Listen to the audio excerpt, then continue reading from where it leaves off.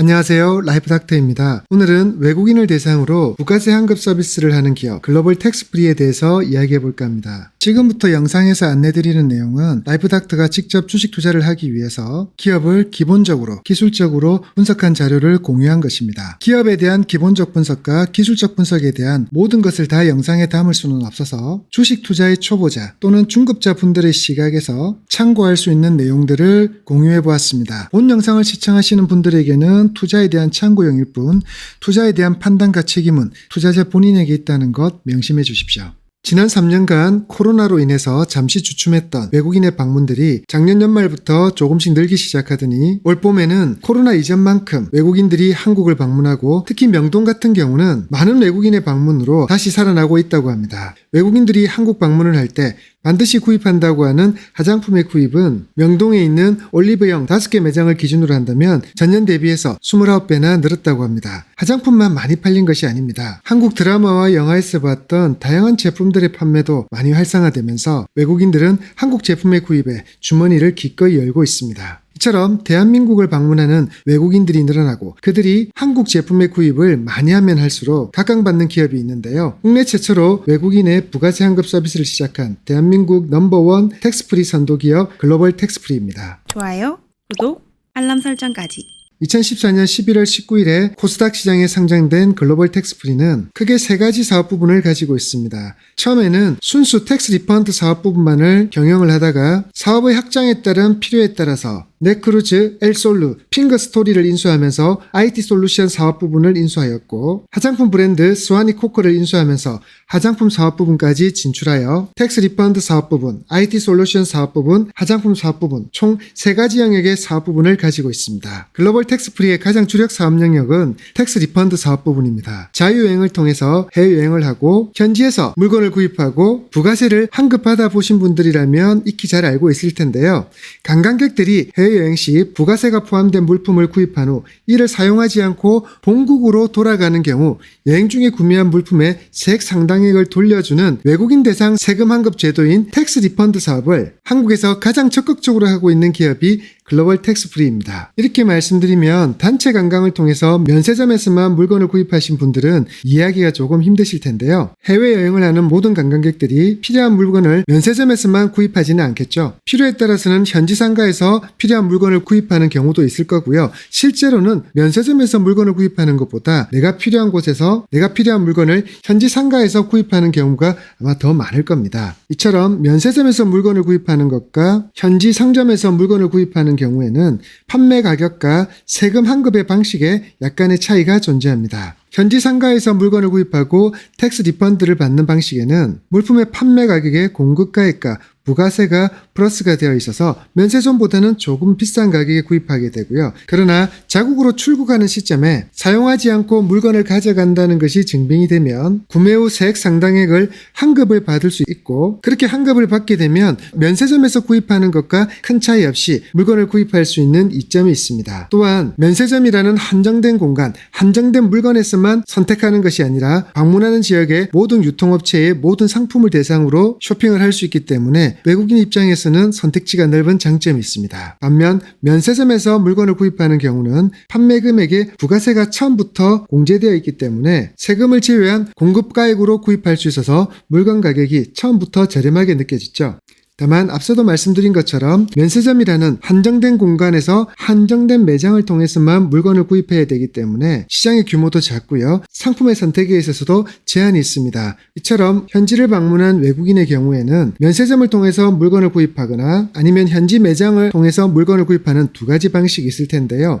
면세점을 통해서 물건을 구입했다면 부가세 환급에 대한 복잡한 절차를 신경 쓰지 않아도 되지만 현지 상점을 통해서 물건을 구입했을 경우에는 부가세를 환급받아야 되는 절차를 거쳐야 되는데 이러한 절차를 외국인이 현지 상점에서 물건을 구입하고 현지 상점에게서 그걸 직접 요구하게 된다면 외국인도 불편하고 현지 상점의 입장에서도 외국인에게 판 물건에 부가세를 환급하는 서비스를 직접 해나간다면 할 수도 없을 뿐더러 한다고 하더라도 절차의 복잡성과 담당자를 두어야 되는 불편함을 감수해야 될 것입니다. 이러한 불편함을 해소하기 위해서 등장한 기업이 제가 지금 말씀드린 글로벌 텍스프리와 같은 부가세 환급 대행 서비스를 하는 기업들입니다. 외국인 관광객은 현지 상점에서 부가세가 포함된 가격으로 제품을 구매한 후 글로벌 텍스프리를 통해서 부가세 환급을 받게 되고, 외국인에게 물건을 판매한 상점의 경우는 국세청에 영세율을 신고한 다음 글로벌 텍스프리에게 차후에 부가가치세를 지급하는 절차를 통해서 텍스 리펀드 사업이 운영되고 있습니다. 이러한 텍스 리펀드 사업에서 국내 시장 65%를 점유하고 있는 점유율 1위 기업이 글로벌 텍스프리입니다. 좋아요,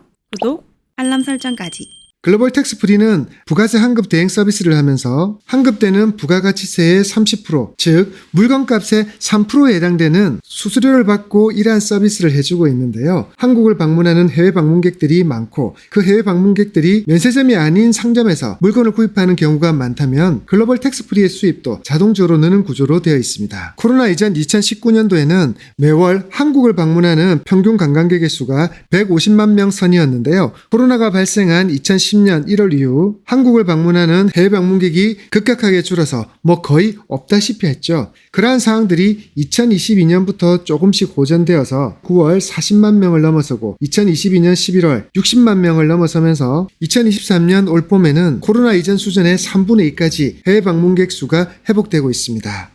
한국을 방문하는 해외 방문객 수가 느는 것도 좋은 소식이지만, 글로벌 텍스프리 입장에서는 해외 방문객들이 한국의 현지 상점을 통해서 구입하는 지출이 늘어나면 더 좋은데요. 실제로 입국자 한 명당 발생 매출액이 코로나 이전보다 2배나 늘었다고 합니다. 글로벌 텍스프리의 두 번째 사업 영역은 IT 솔루션 사업 부분입니다. 2001년에 설립된 네트워크 통합 모니터링 소프트웨어 개발 회사인 넷크루즈를 2021년 지분 100%를 인수하여 그동안 오프라인 환급 창구에서 사람들이 대신해주던 많은 환급 업무를 자동화하고 전산화하면서 기업의 체질을 바꾸어 가고 있습니다. 넷크루즈의 인수와 더불어서 AI 기반 다양한 번역, 음성인식 플랫폼 전문 기업인 엘솔루 2022년 지분 24.99%를 인수하여 외국인 여행객을 위한 번역 플랫폼으로 적극 활용할 것이라 예상됩니다. 글로벌 텍스프리는 또한 국내 최초의 남성향 정통 무협 액션 전문 웹툰 플랫폼인 무툰과 여성들을 위한 로맨스, 그리고 BL 전문 콘텐츠 플랫폼 큐툰 서비스를 하고 있는 핑거스토리를 인수하여 다양한 콘텐츠를 소비자에게 제공하고 있습니다. 최초에는 텍스 리펀드 사업만을 영위하던 글로벌 텍스프리가 세금 환급 업무의 전산화, 외국인들의 언어로 서비스를 제공하기 위해서 넷크루즈와 엘솔루를 인수한 것은 이해가 되나, 웹툰 서비스를 하는 핑거스토리를 왜 인수했는지에 대해서는 기업 분석을 하는 내내 명확한 근거를 찾아내지 못했습니다.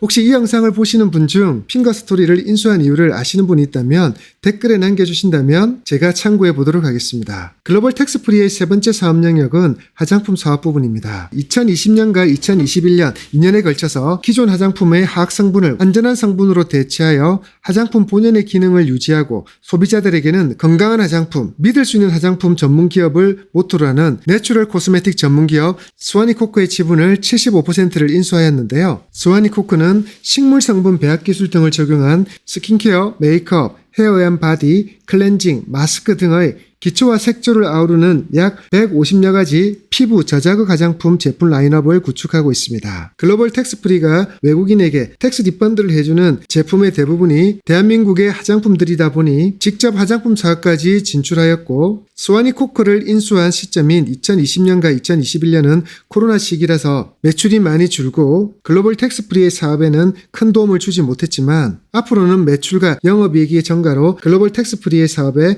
많은 기여를 할 수 있을 거라 생각이 듭니다. 이처럼 텍스 리펀드 사업 부분, IT 솔루션 사업 부분, 화장품 사업 부분 총 3가지 사업 영역을 가지고 있는 글로벌 텍스프리는 2022년 493억의 매출을 일으켰고, 2022년까지도 한국을 방문하는 해외 관광객의 수가 회복되지 않은 여파로 주력 사업인 텍스 리펀드 사업 부분이 190억의 매출, 전체 매출에서 38.51%의 매출을 일으켰고요. 화장품 사업 부분이 55억의 매출을 일으켜 전체 매출의 11.25%를 차지했고요. IT 솔루션 사업 부분이 248억의 매출을 일으켜 전체 매출의 50.25%를 차지하였습니다. 2022년의 실적만 보면 제가 이 기업을 분석하는 의미도 없고 딱히 글로벌 텍스프리의 주식을 매수해야 될 이유도 없는 것 같지만요. 제가 글로벌 텍스프리의 기업을 분석을 하고 주식을 매수해도 되겠다라고 생각하는 이유는 2023년 엄청나게 증가할 매출액과 영업이익 때문입니다. FN 가이드에서 제시하는 2023년 글로벌 텍스프리의 매출액은 전년 대비 2배 가까이 증가한 881억이고요. 영업이익은 27억 원 적자에서 흑자로 돌아서고 영업이익률이 15.54%나 되는 기업의 체질이 확실하게 바뀌는 원년이 되기 때문입니다. 이처럼 글로벌 텍스프리의 2023년 매출이 전년도 비해서 2배나 늘고 영업이익은 27억 적자에서 137억의 흑자로 급격하게 턴어라운드 되는 가장 큰 이유는 코로나 팬데믹 기간 동안 막혔던 해외 입국자 수가 2023년 올해부터 급격하게 느는 것이 큰 도움이 될 뿐만 아니라 한국을 방문하는 해외 여행객의 대부분을 차지하는 중국인을 기준으로 코로나 이전 2016년에서 2019년 동안 1인당 쇼핑 금액이 3,300원에서 3,900원에서 머물렀는데요. 이들의 쇼핑 금액이 2022년 12월을 기준으로 12,234원으로 4배 가까이 증가했다는 사실입니다. 한국을 방문하는 해외 여행객들도 늘고 있고 그들이 소비하는 쇼핑 금액은 4배 가까이 늘고 있으니 글로벌 텍스프리의 수익 구조가 좋아지는 것은 어쩌면 당연할지도 모르겠습니다. 중국인을 제외한 해외 관광객의 1인당 매출액 역시 동일한 흐름을 보이고 있습니다. 좋아요, 구독, 알람 설정까지. 코로나 이전인 2016년에서 2019년의 1인당 매출액은 1,000원에서 1,877원 정도였는데요. 이 1인당 쇼핑 금액이 2022년 12월에는 3,000원까지 늘어서 코로나 이전에 2배 육박하는 수준까지 증가하고 있습니다. 또한 단체 여행을 통해서 입국한 중국 관광객들이 면세점에서 주로 쇼핑을 하던 가구와는 달리 그리고 따이공으로 불리는 보따리 장수들에 의한 대량 물건을 구매하는 가구와 달리 최근 들어서는 자유여행을 통한 순수 관광객들이 증가하면서 면세점이 아닌 현지 상점을 통한 구매들이 늘어났고 이러한 구매들이 늘어나면서 글로벌 텍스프리의 수입은 더 늘어나는 구조로 되어가고 있습니다. 수익 구조가 개선되는 것과 더불어 비용 구조에서도 개선이 되면서 2023년도 글로벌 텍스프리의 실적은 성장할 것 같습니다. 우선 직원 수가 2019년 말 대비 50.5%나 감소하였는데요. 코로나 팬데믹 기간 동안 대규모 구조 조정을 통해서 임금 삭감 등의 비용 효율화를 진행하였습니다. 또한 기존의 수기 방식을 통해서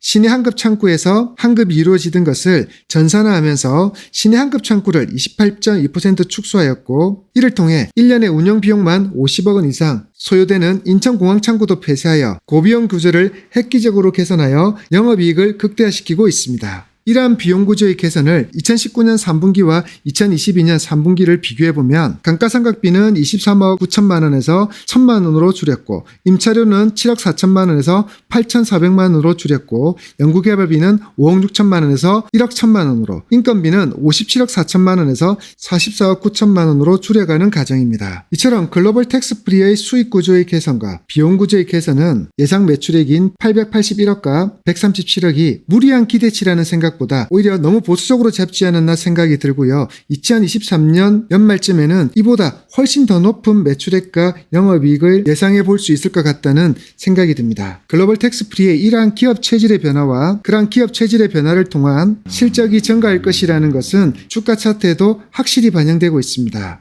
2022년 한 해 2,500원대에서 머물러 있던 주가는 2023년 연초에 3,000원을 회복하고 1분기 실적 발표를 앞두고 있는 지금 4,000원대까지 주가가 상승하면서 52주 신고가를 기록하고 있습니다. 아마 1분기 실적이 발표되는 5월쯤이면 앞자리 4가 아닌 5자를 볼 수 있을 것 같고요. 연말에는 지금 가격의 2배인 8,000원까지도 예상할 수 있을 것 같습니다. 지금까지 해외 여행객이 증가하고 그 여행객들이 면세점이 아닌 대한민국의 현지 상점을 통해서 물건을 구입하는 양이 많아지면 많아질수록 실적이 증가하는 기업 글로벌 텍스프리에 대해서 알아보았는데요.